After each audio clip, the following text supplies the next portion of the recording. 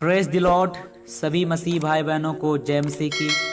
परमेश्वर पिता का अनुग्रह और उसकी दया, उसकी आशीष हम सभी मसीह भाई बहनों पर होती रहे और हम उसके बेटे यीशु मसीह की तरह दिन प्रतिदिन बनते जाए और हमारे द्वारा परमेश्वर की महिमा होती रहे। यीशु के नाम में आमीन। दोस्तों, आज का टॉपिक है कि आत्मा में दीन होना क्या होता है। जब हम यीशु के बारे में बाइबल में पढ़ते हैं और बाइबल में उसकी चरित्र को देखते हैं तो हमें पता चलता है कि आत्मा में दीन होने का मतलब आखिर क्या है। जब यीशु मसीह यरदन नदी पर यूहन्ना बपतिस्मा दाता से बपतिस्मा लेने के बाद अपनी सेवकाई शुरू किया, सर्वप्रथम शैतान द्वारा जंगलों में उसकी परीक्षा किया गया। उसके बाद यीशु ने शिक्षा देना शुरू किया। अपनी शिक्षा में उसने पहली बात जो कही वो यह थी जो लिखा है मत्ती रचित सुसमाचार अध्याय 5 वचन 3 में कि धन्य है वे जो मन के दीन है, क्योंकि स्वर्ग का राज्य उन्हीं का है। दोस्तों, यीशु ने ये नहीं कहा कि धन्य है वे जिनके पास बाइबल का बहुत सारा ज्ञान है, जो अन्य भाषाएं बोलना जानता है, जो ज्यादा दान देता है, जो ज्यादा दशमांश देता है, वो स्वर्ग में जाएगा। बल्कि इसके विपरीत कि जो मन के दीन है उसी के पास स्वर्ग का राज्य है। दीन का मतलब होता है आत्मा में गरीब होना। जो आत्मा में गरीब है, जिसको ये महसूस होता है कि मैं कुछ भी नहीं हूँ, मैं परमेश्वर की मदद की, मुझे परमेश्वर की मदद की जरूरत है। पौलुस कहता है कि दीन होने का मतलब क्या है। दीन होने का मतलब के बारे में पौलुस कहता है कि अपने आप को जीरो बना देना, अपने आप को बिल्कुल शून्य कर देना।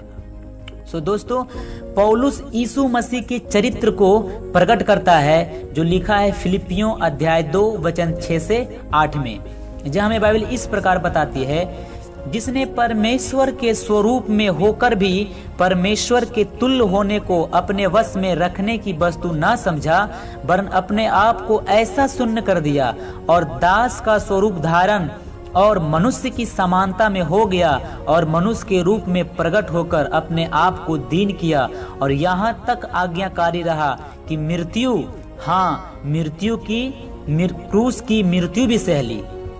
यीशु हमें समझा रहा है कि तुम्हें बिल्कुल मेरी तरह दीन बनना है। जैसे मैं एक उदाहरण देना चाहता हूँ।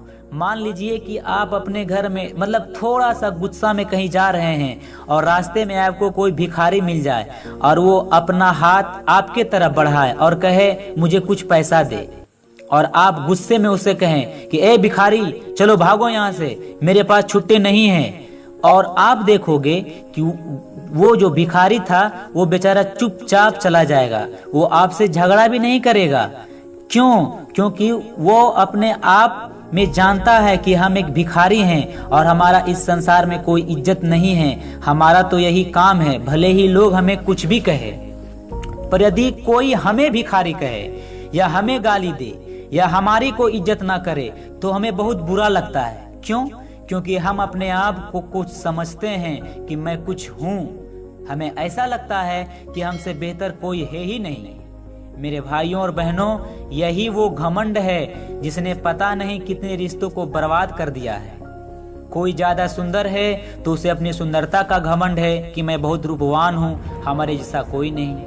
कोई ज्यादा अमीर है तो उसे रुपयों का घमंड है कि मेरे पास महल है, मेरे पास गाड़ियां हैं, मेरे पास ये हैं, मेरे पास वो हैं, हम किसी से कम नहीं।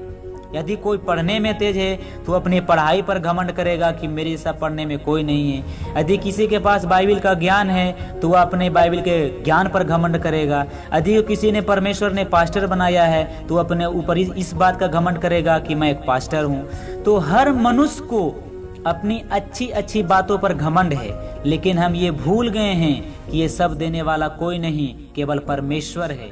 केवल परमेश्वर ने ये सब कुछ हमें दिया है।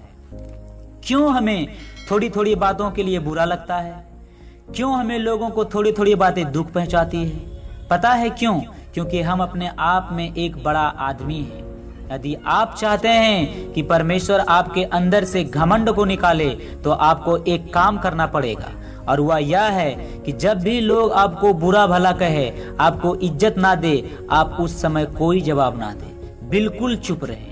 क्योंकि परमेश्वर बहुत बार हमारे जीवन में कुछ ऐसे लोगों को आने देता है जो हमसे बुरा चले और हम उनको जवाब ना दे। इसी से हम दीन बनते हैं और हमारे घमंड पर हथौड़ा चलता है और हम परमेश्वर की सेवा में उपयोग किए जाते हैं, क्योंकि पहला पतरस की पत्री में लिखा है परमेश्वर दीनों पर अनुग्रह करता है। तो आज अपने आप से पूछे कि जो लोग आपसे बुरा चलते हैं आप उनके साथ कैसा चलते हैं। यदि आप इस वीडियो के द्वारा कुछ सीखे हैं तो कमेंट जरूर कीजिए। परमेश्वर आपसे प्रेम करता है और वो आपके साथ है। जय मसीह की। यदि आप इस चैनल पर नए हैं तो सब्सक्राइब करना ना भूलें।